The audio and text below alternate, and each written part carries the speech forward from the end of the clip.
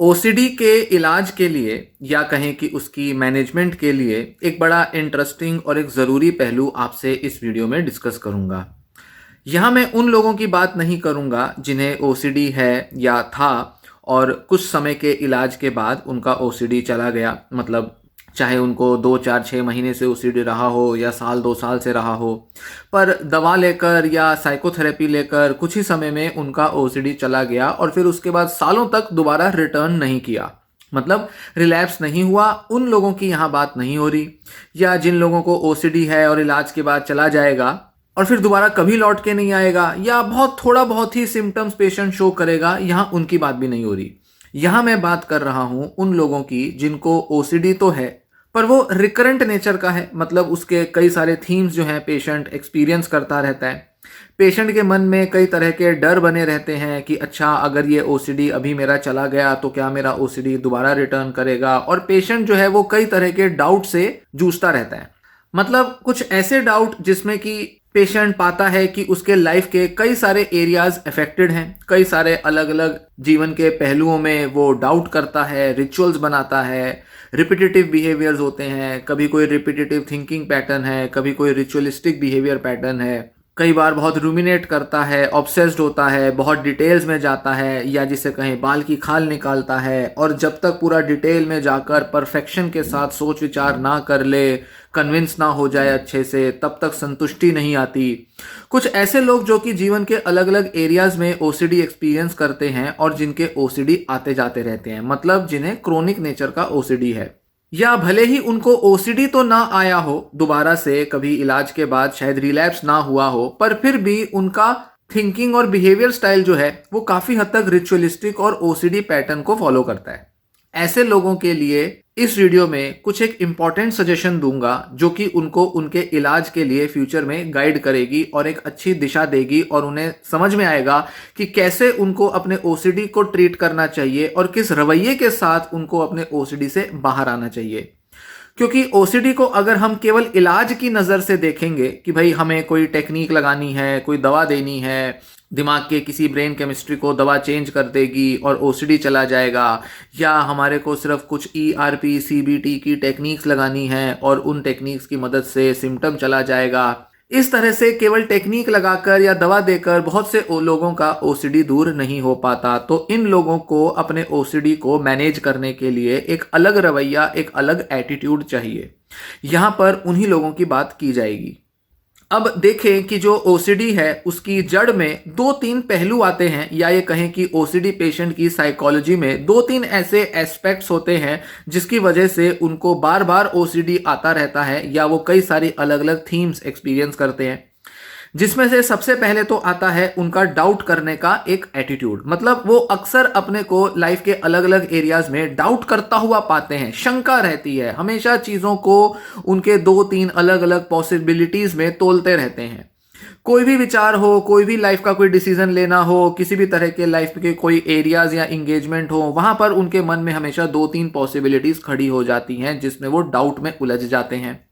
मतलब वो डाउट करेंगे, अच्छा मुझे ये करना चाहिए या ये होना चाहिए, अच्छा मेरे साथ अब ऐसा होगा या वैसा होगा, हमेशा 2 3 पॉसिबिलिटीज में वो झूलते रहते हैं। मतलब उनको डाउट बहुत ज़्यादा आता है, और अगर वो बहुत ज़्यादा परेशान या चिंतित हो जाएं और कोई मामला, कोई मसला, कोई ऐसा हो जिससे कि वो बहुत ज़्यादा ऑक्यूपाइड हो गए, मतलब वो इशू जो था वो उनके लिए इम्पॉर्टेंट था, तो ऐसे में उनको तनाव आएगा, स्ट्रेस आएगा, इमोशंस डिस्टर्ब होंगी, तो इस वजह से उनका जो डाउट है वो बहुत ही अनकंट्रोलेबल हो जाएगा, मतलब उस पर उनका नियंत्रण नहीं रहेगा। ऐसे में ये जो डाउट है ये इतना ज़्यादा रिपीटेटिव हो जाएगा कि जिस वजह से वो परेशान तो होंगे पर साथ ही उनमें कंपल्जन्स भी आ जाएंगी। या तो ये कंपल्जन्स मेंटल लेवल पर होंगी जिसे प्योर ओसीडी कहते हैं, या फिर वो बाहर से दिखाई देंगी, पेशेंट कुछ करेगा अपने एक्शंस में जिससे कि वो थोड़ी देर के लिए अपने को एक टेम्परेरी रिलीफ देगा, जिसे हम कंपल्जन कहते हैं। तो इस तरह से जब एक ओसीडी की थीम की शुरुआत होती है तो वो अक्सर शुरू में केवल एक डाउट का ही रूप लेती है। डाउट जो है वो धीरे धीरे बढ़ता बढ़ता ओसीडी का रूप ले लेता है। वहीं दूसरी तरफ जो ओसीडी पेशेंट्स की एक साइकोलॉजी का एक बहुत इंपॉर्टेंट पहलू है वो है परफेक्शनिज्म। मतलब वो चीज़ों को ज़्यादा से ज़्यादा परफेक्शन के साथ देखने, सोचने या एक्ट करने की कोशिश करते हैं। उन्हें रहता है कि अच्छा, इस काम को मैं परफेक्शन के साथ सोचूं, ये बिल्कुल बेस्ट तरीके से मुझे क्लैरिटी आ जाए, तब जाकर मैं इस चीज़ से बाहर हट पाऊंगा। तो उन्हें लगता है कि इस दुविधा से मैं बाहर हट ही नहीं सकता जब तक कि मुझे परफेक्ट आंसर ना मिल जाए या कोई परफेक्ट एक्सप्लेनेशन ना मिल जाए जब तक। तो इस तरह की जो ऑब्सेशन होती है, मन में जो फितूर चलता है, उसके पीछे एक परफेक्शनिस्टिक एटीट्यूड काम करता है। साथ ही पेशेंट की आदत होती है बहुत डिटेल्स में जाने की, बहुत ज़्यादा एनालाइज करने की, बहुत लंबा लंबा विश्लेषण करते हैं, बहुत सारी जानकारी जुटाते हैं, कई अलग अलग विचारों को टटोलते हैं, कई तरह से रीजनिंग करते हैं, कारण ढूंढते हैं और हर तरह से जस्टिफाई करने की कोशिश करते हैं कि हाँ, वो जो सोच रहे हैं वो सही है। और उन्हें ऐसा भी लगता है कि उनके जो ऑब्सेशनल थीम्स हैं वो काफ़ी हद तक ज़रूरी हैं, इंपॉर्टेंट है, और वो जिस तरह से सोच रहे हैं शायद उस तरह से सोचना ज़रूरी है, क्योंकि वो उनके लाइफ के किसी एरिया का ही पार्ट होता है। तो ऐसे में उनको वो ज़रूरी तो लगेगा। जैसे हेल्थ को लेकर अगर उनके मन में कोई चिंता आ जाए तो हेल्थ को लेकर पहले कोई डाउट आएगा, क्या मुझे कोई ये बीमारी तो नहीं, क्या मुझे ये टेस्ट कराना चाहिए, क्या मुझे डॉक्टर के पास जाकर अपने सिम्टम्स के बारे में बात करनी चाहिए या नहीं, या डॉक्टर के पास जाने की बजाय मैं डायरेक्ट टेस्ट करा लूं, या मैं थोड़ा समय रुक जाता हूं, टेस्ट अभी नहीं कराता, क्या पता मुझे कोई बड़ी बीमारी हो, नहीं लास्ट टाइम तो मुझे ये बीमारी नहीं निकली थी, शायद हो सकता है बीमारी ना हो, पर क्या पता इस बार कुछ अलग ही बात हो रही हो सकता है इस बार मैंने ये बीमारी कैच कर ली हो। तो पहले तो डाउट आएंगे, फिर परफेक्शन के साथ अपने बॉडी को नोटिस करेगा, फिर गूगल पे जाकर, यूट्यूब पे जाकर जानकारी लेगा, और फिर उसके बाद वो थक हार के डॉक्टर के पास चेकअप के लिए चला ही जाएगा। तो ऐसे में पेशेंट क्या कर रहा है, अपने ऑब्सेशन में कई सारे ऐसे साइकोलॉजिकल मैकेनिज्म या प्रोसेस एक्सपीरियंस कर रहा है जिसकी वजह से वो उलझा रहेगा, और अंततः इसकी वजह से क्या होगा कि वो उसका जो ओसीडी या उसके जो बिहेवियर्स हैं वो आउट ऑफ कंट्रोल होंगे। पेशेंट नहीं समझ पाएगा कि उसे कब रुकना है, कहाँ रुकना है, और जो ये पूरी डिटेल और जो पूरा जो प्रोसेस है जिसे वो फॉलो कर रहा है उसको खत्म कब करना है। होता यह है कि पेशेंट के लिए उसका जो डाउटिंग प्रोसेस है, उसकी जो कंपल्जन्स हैं, वो उसके कंट्रोल से छूट जाती हैं, और तभी उस पेशेंट को एक डिसऑर्डर का डायग्नोसिस दिया जाता है। नहीं तो ये जो ऑब्सेसिव थीम्स होती हैं ये तो बहुत लोगों के मन में आ सकती हैं, पर ज़्यादातर लोगों के लिए ये जो ऑब्सेसिव डाउट्स या थीम्स होते हैं ये अनकंट्रोलेबल अर्जिस का रूप नहीं लेते। पेशेंट को उन पर कंट्रोल होता है और वो किसी इंफॉर्मेशन से सेटिस्फाई होकर अपनी ये जो पूरी ऑब्सेशन की जो पूरी प्रक्रिया है उसको रोक सकता है, उस पर लगाम लगा सकता है। पर जब ओसीडी पेशेंट इस पर लगाम नहीं लगा पाता, खुद को रोक नहीं पाता, नहीं समझ पाता कि अब उसे कितना आगे जाना है अपने डाउटिंग प्रोसेस में, तब उसकी ये जो डाउटिंग प्रक्रिया है ये एक बीमारी का रूप लेती है। तो एक और बहुत ही इंपॉर्टेंट पहलू जो कि ओसीडी के डाउटिंग में आता है वो ये कि पेशेंट को नहीं पता चलता कि वो जो जानकारियां जुटा रहा है या वो जो अलग अलग लोगों से कंफर्म कर रहा है, कन्विक्शन ढूंढने की कोशिश कर रहा है, डॉक्टर के पास, घर वालों के पास जा जाके सवाल खड़े करता है, इस तरह की पूरी प्रक्रिया को लगाम कैसे लगाया जाए या कब और कितना उसके बारे में सोचा जाए और किस तरह से उसको रोका जाए। ये जो रोकने का जो पूरा जो तरीका होता है, एटीट्यूड होता है, ये अक्सर ओसीडी पेशेंट्स नहीं जानते। इनफैक्ट ज्यादातर लोग जिनको कोई भी साइकोलॉजिकल डिसऑर्डर है वो ये नहीं समझ पाते कि उनकी जो नेगेटिव थिंकिंग या नेगेटिव इमोशंस हैं उनको कितना सोचना है या उसमें कितना इन्वॉल्व रहना है। अगर किसी व्यक्ति को ये पता चल ही जाए कि उसे कितना नेगेटिव सोचना है तो उसके बाद उसका वो डिसऑर्डर तो रहेगा ही नहीं। मतलब डिसऑर्डर के होने का एक बड़ा क्राइटेरिया यही होता है कि पेशेंट का वो जो थिंकिंग या इमोशनल प्रोसेस है वो बहुत ही अनकंट्रोलेबल, मतलब बेलगाम हो चुका है। तो ओसीडी पेशेंट की डाउटिंग की जो आदत है वो भी अनकंट्रोलेबल हो जाती है। अब ऐसे में पेशेंट के लिए जो समझना, सीखना और जिसके लिए जागरूक रहना जरूरी होता है वो ये कि उसको कब और कहां, कितना और कैसे रुकना है। ये एक तरह की एग्जीक्यूटिव एबिलिटी होती है। ध्यान दें कि जितने भी साइकोलॉजिकल डिसऑर्डर्स हैं उनमें पेशेंट के मन में एक इररेशनल थिंकिंग प्रोसेस चल रहा है। पेशेंट को एंजाइटी या कुछ मूड के इश्यूज आ रहे हैं। इन इररेशनल थिंकिंग प्रोसेसेस की वजह से, जिसमें वो बेवजह इलॉजिकल तरीके से सोचे ही जा रहा है, उसको पता है कि उसको कोई बीमारी नहीं है, उसको पता है कि जिस चीज का उसको डाउट है वो शायद सच नहीं है, पर फिर भी वो डाउट किए जा रहा है। तो ऐसे में पेशेंट अपनी हायर थिंकिंग स्किल्स को यूज नहीं कर पाता। हायर थिंकिंग स्किल्स मतलब वो अपनी सोच को, अपने बिहेवियर को प्लान नहीं कर पा रहा। कब कितना डॉक्टर से बात करनी है, कब मुझे डॉक्टर से किस सिम्टम के बारे में टेस्ट करवाना है, या डॉक्टर की कही हुई बात को मुझे किस तरह से इंटरप्रेट करना है। पेशेंट इस चीज़ में सही जजमेंट, सही एक्शन नहीं ले पा रहा।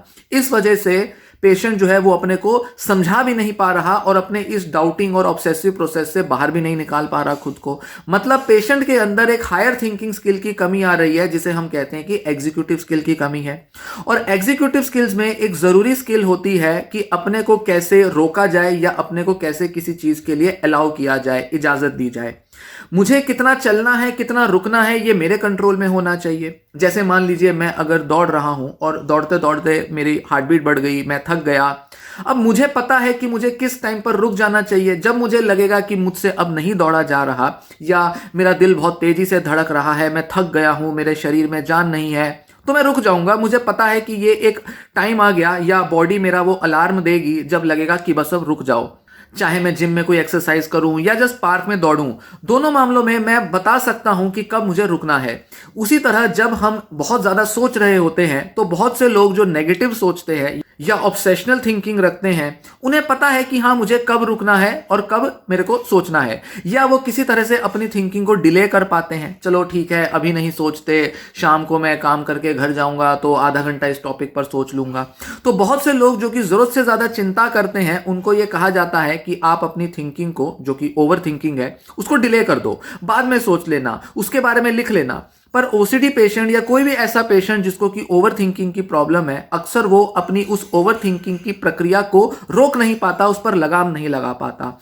वो रोक लगाने का, उसको स्टॉप करने का जो पूरा जो एबिलिटी है, स्किल है, उसी को एग्जीक्यूटिव स्किल कहते हैं, और ये हमारी हायर थिंकिंग स्किल का पार्ट होता है। अब क्योंकि पेशेंट इस तरह की स्किल के अंदर डेफिशिएंट है, मतलब उसको ये स्किल बहुत ज्यादा नहीं आती अपने ऑब्सेशंस के मामले में, ऐसा नहीं है कि ये पेशेंट जो है अपने लाइफ के बाकी एरियाज में एग्जीक्यूटिव स्किल नहीं रखता। बहुत से लाइफ के एरियाज में देखने में आएगा कि ये जानता है कि कब आगे बढ़ना है और कब रुकना है, कब उसको अपने को अलाउ करना है और कब उसको अपनी समझ का इस्तेमाल कर कर रुक जाना है। पर ओसीडी के मामले में जब थिंकिंग नेगेटिव होती है, तो पेशेंट नहीं जानता कि रुकना कब है और चलना कब है। तो ये एक एग्जीक्यूटिव डेफिसिट भी पेशेंट की थिंकिंग का हिस्सा होता है। तो पेशेंट को सीखना क्या है, समझना क्या है कि जब वो बहुत सारी जानकारी जुटा रहे हैं, बहुत सारा जो इतना ऑब्सेशनल थीम से उलझे हुए हैं, ऑक्यूपाइड है, पेशेंट को अपने अंदर ये अवेयरनेस लानी होती है कि अच्छा अब मैंने ये इतना सब सोच लिया, इतनी सारी मैंने सीक्वेंस में इतने सारे थॉट ले आए, अब मुझे कभी ना कभी तो रुकने का डिसीजन लेना ही पड़ेगा। किसी ना किसी तरह मुझे इस पूरी प्रक्रिया को एक लगाम लगानी ही पड़ेगी। जितना पेशेंट इस चीज की अवेयरनेस रखता है, जितना अपने को ये चीज याद दिलाता है, जितना वो ये समझता है कि अच्छा इतना ज्यादा सोचने का वैसे भी कुछ फायदा नहीं आ रहा, इतना सब सोचने से मुझे कुछ मिल भी नहीं रहा, कोई सॉल्यूशन आ भी नहीं रहा, तो मुझे रोकने की अपनी आदत को मजबूत करना पड़ेगा। जब पेशेंट अपनी इस खुद की थिंकिंग को रोकने की आदत को मजबूत करने के लिए आगे बढ़ता है, तो धीरे धीरे उसका सेल्फ कंट्रोल बढ़ता है और उसकी एग्जीक्यूटिव एबिलिटी बढ़ती है, और उसके ओसीडी में उसका जो उलझाव है, उसका उलझना वो भी कम हो जाता है। इस स्किल को इंप्रूव करने के लिए पेशेंट्स को काम करना पड़ता है। पर इसी के साथ एक और इंपॉर्टेंट चीज जो कि पेशेंट्स को समझनी जरूरी है, वो ये कि क्योंकि उनके मन में बहुत सारी थीम्स, बहुत सारे ऐसे इश्यूज बार बार रेज करते रहेंगे, जिसमें कि वो नए नए तरीके से डाउट करेंगे, ऑब्सेस होंगे। हो सकता है कि इन पेशेंट्स का जो ओसीडी है वो पूरा ना जाए, हर तरह से ठीक ना हो, या हो सकता है कोई एक थीम बनी रह जाए, बाकी सारी थीम शायद चली जाएं।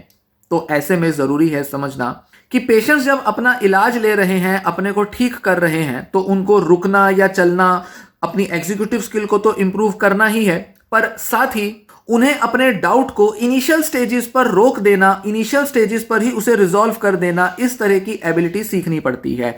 मतलब जब भी कोई ऐसा विषय आया जो कि उनके लिए बहुत इंपॉर्टेंट है, जिसमें कि उनका मन बहुत लग रहा है, जिसके बारे में उनको विचार करना जरूरी है, कोई डिसीजन, कोई एक्शन लेना है, तो ऐसे में उस डिसीजन या उस एक्शन को लेने के लिए उनका मन डाउट तो करेगा, डाउटिंग उनकी आदत तो बनी रहेगी। पर जब वो ये जानते होंगे कि अच्छा मुझे क्योंकि ये इशू से परेशानी हो रही है और मेरा दिमाग दिमाग डाउट कर रहा है तो मुझे पहले से ही सतर्क रहना है कि मुझे बहुत लंबा इस डाउट को नहीं खींचना। मुझे कोई ना कोई ऐसा पॉइंट आएगा जब मुझे इस डाउट को जल्द से जल्द खत्म करना है और इसका कोई भी जो भी रेजोल्यूशन या सॉल्यूशन मिलता है उसको लेकर जस्ट जल्दी से जल्दी हट जाना है और अपने को यहां से हटा लेना है।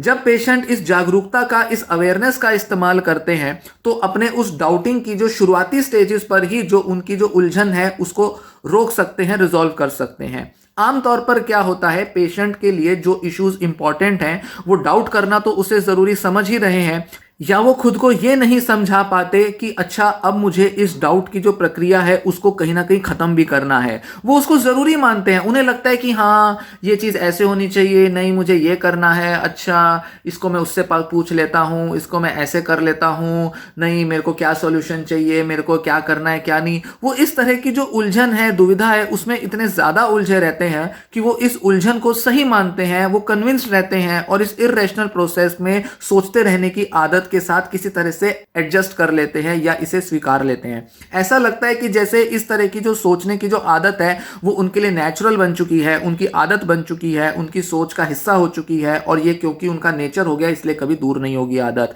पर ऐसा नहीं है। अगर पेशेंट्स अपने डाउट को, अपनी थॉट्स को दूर करने की बजाय अगर अपने एग्जीक्यूटिव स्किल्स पर फोकस करने लगे तो वो ज्यादा से ज्यादा सक्सेस ले सकते हैं अपने ओसीडी को कंट्रोल करने में। ध्यान दें, जितने भी सीबीटी के जो थेरेपी की जो टेक्निक्स होती हैं वो कंटेंट को चेंज करने पर फोकस करती हैं। मतलब कंटेंट का मतलब क्या है कि मैं क्या सोच रहा हूं। अच्छा मुझे ये थॉट आई, ये इरेशनल थॉट है, मुझे ऐसे नहीं सोचना, मुझे इसकी जगह कुछ पॉजिटिव सोचना है या कुछ रैशनल सोचना है। और सीबीटी आपको सिखाती है कि रैशनल थिंकिंग कैसे लाएं, प्रैक्टिकल चीजों पर कैसे सोचें, लॉजिकल कैसे बने।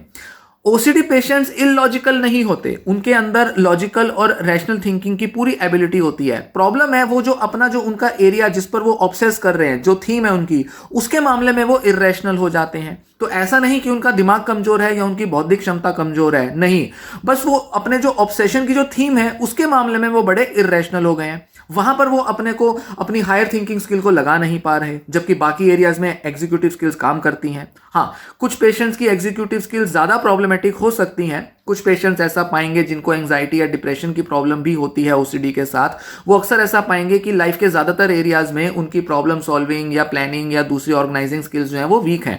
पर ज्यादातर पेशेंट्स ऐसे नहीं होते। ज्यादातर पेशेंट्स की executive skills daily life areas में अच्छी होती है। तो ऐसे में जब वो पेशेंट केवल अपने थॉट के कंटेंट को चेंज करने में लगा रहता है, जो कि सीबीटी में किया जाता है, तो अक्सर पेशेंट्स कहते हैं कि हाँ ये तो मुझे पता है, मुझे पता है कि लॉजिकल क्या है, पॉजिटिव क्या है, पर फिर भी मैं सोच नहीं पा रहा, फिर भी मैं पॉजिटिव माइंडसेट बना नहीं पा रहा, फिर भी मैं अपनी ऑब्सेसिव थिंकिंग को खत्म नहीं कर पा रहा। क्यों? क्योंकि उनका फोकस अपने एग्जीक्यूटिव स्किल पर नहीं है। मतलब वो ये नहीं देख रहे कि अच्छा उन्हें रुकना और अपने को अलाउ करना, इस चीज को कैसे इंप्रूव करना है। अगर वो किसी चीज के बारे में सोचना शुरू कर रहे हैं तो शुरुआती स्टेजेस से ही उनको ये जागरूकता, ये अवेयरनेस चाहिए कि अच्छा मैं इस इशू के बारे में विचार कर रहा हूं, ये इशू मेरे लिए इंपॉर्टेंट है, इस पर मैं सोचना शुरू करूंगा, मेरे मन में कुछ डाउट आ रहे हैं, मेरा डाउट जो है वो मुझे दो संभावनाएं दिखा रहा है, या तो ए हो सकता है या बी हो सकता है। अब मैं अगर ए की दिशा में सोचना शुरू करता हूं तो इससे मुझे ये समाधान मिल सकता है, या मैं अगर बी की दिशा में सोचना शुरू करता हूं तो मुझे कुछ अलग समाधान मिल सकता है। तो मैं जरा देखना चाहूंगा, मैं जरा इंप्लीमेंट करके ये विचार करना चाहूंगा कि कौन सी दिशा में बढ़ के मुझे कौन सा सही सॉल्यूशन मिलता है। और जब मुझे वो सॉल्यूशन मिलेगा तो मैं रुक जाऊंगा, मैं संतुष्ट हो जाऊंगा, और अगर मुझे वो सॉल्यूशन नहीं मिला तो मैं उसके कुछ और विकल्प ढूंढ लूंगा। पर कहीं ना कहीं मुझे रुकना है, इस बारे में मुझे सोच विचार करते रहना है और इसका मुझे निर्णय लेना ही है कि मुझे रुकना जरूर है। तो ऐसे में पेशेंट को जबरदस्ती बस सोचने में लगा रहे इस चीज की आदत से दूर करने के लिए जरूरी होगा कि जागरूकता रखें अपने एग्जीक्यूटिव स्किल में कि हाँ मुझे अपने को रोकने की आदत डेवलप करनी है, इसलिए मैं जो डाउट करने जा रहा हूं उसको कहीं ना कहीं लगाम लगाना है, ये मुझे ध्यान रखना है। जब इस जागरूकता के साथ पेशेंट डाउट करना शुरू करता है तो वो शुरुआती स्टेजेस पर ही किसी भी लाइफ एरिया में अगर वो डाउट कर रहा हो तो उसके डाउट को जल्दी खत्म कर सकता है, क्योंकि वो प्लान कर विचार करके, ऑर्गेनाइज करके, स्टेप बाय स्टेप मैनर में डाउट कर रहा है। वो बेवजह खुद को एक इरेशनल, इमोशनल तरीके से डाउट करने के लिए खुला नहीं छोड़ रहा। मतलब डाउटिंग एक साइकोलॉजिकल प्रोसेस है और इसको प्लानिंग के साथ सिस्टमेटिक तरीके से अप्रोच किया जा सकता है। भले ही ओसीडी पेशेंट्स की डाउट करने की आदत खत्म ना हो, और मैक्सिमम मामलों में जब कहा जाता है कि ओसीडी क्योर नहीं होता, उसका मतलब सिर्फ इतना है कि पेशेंट्स के डाउट करने की आदत खत्म नहीं होती। और देखा जाए तो डाउट करने की आदत बुरी भी नहीं है। क्यों? क्योंकि डाउट करने से एक व्यक्ति चीज़ों को बहुत बारीकी से खोजबीन कर सकता है, चीज़ों को अच्छे से जांच पड़ताल कर सकता है और ऐसे में चीज़ों के बारे में ज़्यादा अच्छी नॉलेज भी रख सकता है। तो डाउट करना अपने में कोई बुरी चीज़ नहीं है, इसलिए डाउट करना छोड़ दो। ज़्यादातर मामलों में शायद पेशेंट्स ऐसा नहीं कर पाएंगे, पर अगर वो डाउट को लगाम लगाना सीख जाएं, अगर वो डाउट को शुरू करके किसी पॉइंट पर ख़त्म करना सीख जाएं, तो उनका ओसीडी दूर हो पाएगा। इसीलिए पेशेंट्स को ये एग्जीक्यूटिव एबिलिटी लाना ज़रूरी होता है। जब उनके डाउट का जो पूरा जो तरीका है वो इर्रेशनल हो जाता है, आउट ऑफ कंट्रोल जाता है, तो वो बीमार होते हैं और उनको अपने को ठीक करने के लिए अपने डाउट को लगाम में लाना ज़रूरी है।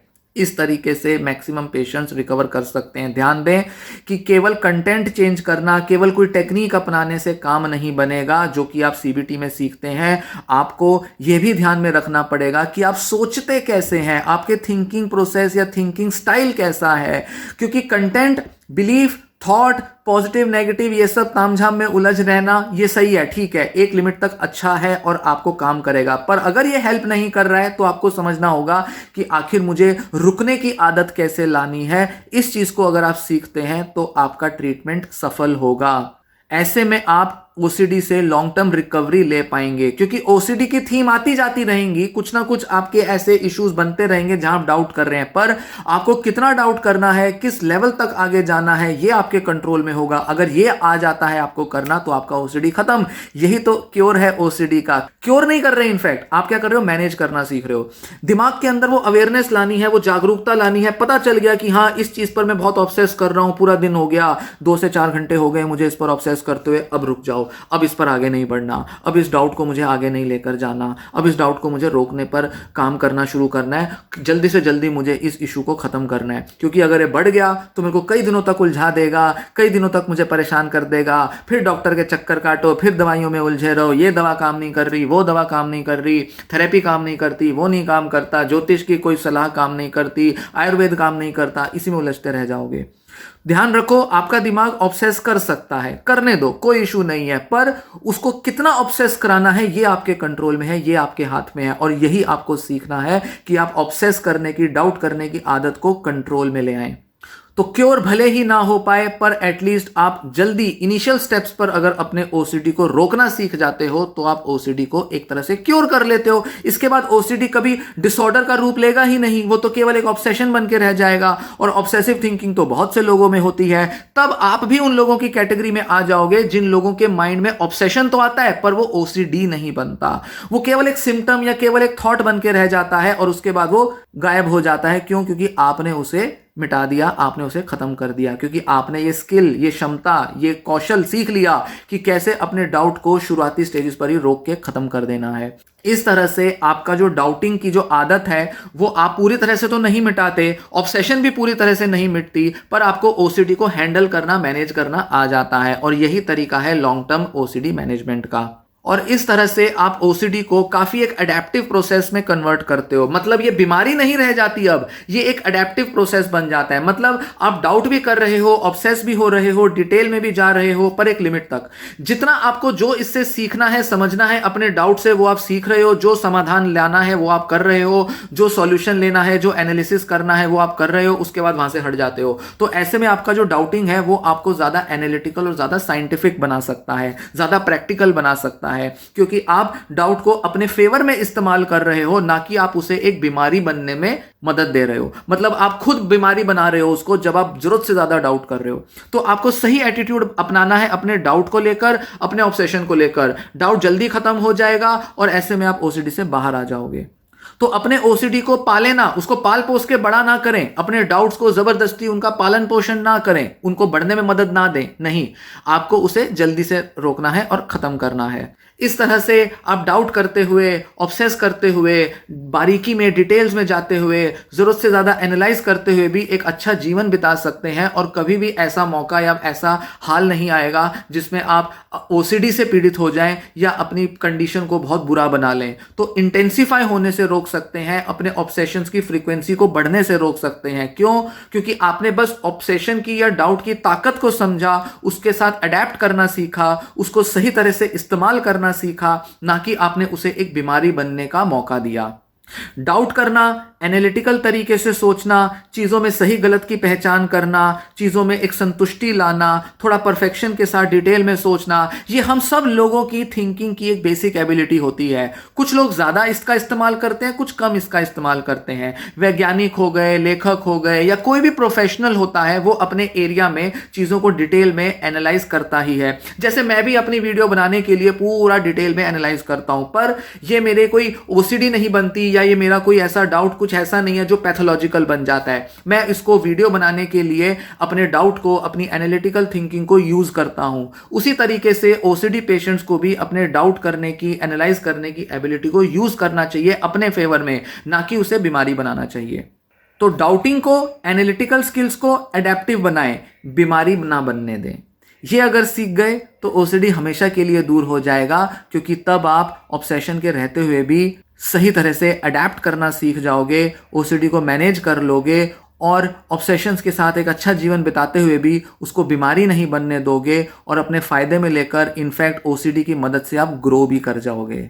मतलब ऑब्सेशंस और डाउट्स आपके जीवन को बेहतर बना सकते हैं। यही तो वैज्ञानिक भी करते हैं, यही तो सारे फिलोसोफर भी करते हैं, तो आप भी ऐसा कर सकते हैं। इनफैक्ट बहुत से ओसीडी पेशेंट्स एक तरह के फिलोसोफर ही होते हैं, बस वो अपनी उस फिलोसॉफिकल एबिलिटी को इरेशनल, बीमार तरीके से यूज कर रहे हैं। उसको सही तरह से इस्तेमाल करें, क्यों उसे बीमारी बना रहे हैं। तो बीमारी ना बने उसके लिए जरूरी है कि सही टाइम पर सही तरह से रुक जाएं, समझें कि किन विषयों को आपको डिटेल में सोचना है और किन विषयों को आपको बेवजह ज्यादा डाउट कर कर नहीं सोचना। जब ये निर्णय आप लेने लग जाते हैं, जब इस तरह से प्लान करने लगते हैं, जब विषयों को चुनते हैं कि मेरे को किस टॉपिक पर ऑब्सेस करना है और किस पर नहीं करना, तब ओसीडी आपके कंट्रोल में आ जाता है। तो आपको वो थॉट नहीं हटानी, ये थॉट मेरे मन से हट जाए, मेरे थॉट मन से निकाल दो, आरटीएमएस कर लेंगे, थॉट मिट जाएगी। नहीं, इन चक्रों में मत पड़ो। तो भाई यहां दिमाग से वो थॉट्स निकाल देंगी, इन सब चक्रों में पड़ने की जरूरत ही नहीं है, क्योंकि आपका तो थिंकिंग स्टाइल ही ऑब्सेस करने वाला है। तो इस बेतुके तरीके से ओसीडी को हैंडल मत करें। इसलिए सीबीटी से बहुत ज्यादा ऑब्सेस ना हो जाएं। सीबीटी कुछ चीजों में मदद करेगा, कुछ कुछ कंपल्जन्स को हटाने में हेल्प करेगा, पर ओवरऑल जो एटीट्यूड है, जो हायर थिंकिंग एटीट्यूड या स्किल्स हैं, वो आपको अलग से सीखनी समझनी पड़ेंगी और वो सीबीटी के भी परे है। और मैं अपने चैनल पर इस तरह की स्किल्स और इस तरह के एटीट्यूड्स के बारे में अक्सर बात करता हूं, जो कि अलग अलग बीमारियों को हैंडल करने में, मैनेज करने में हेल्पफुल होती हैं, क्योंकि यही वो ऐसी स्किल्स और एबिलिटीज होती हैं जो लॉन्ग टर्म मैनेजमेंट कराने में हेल्प करती हैं।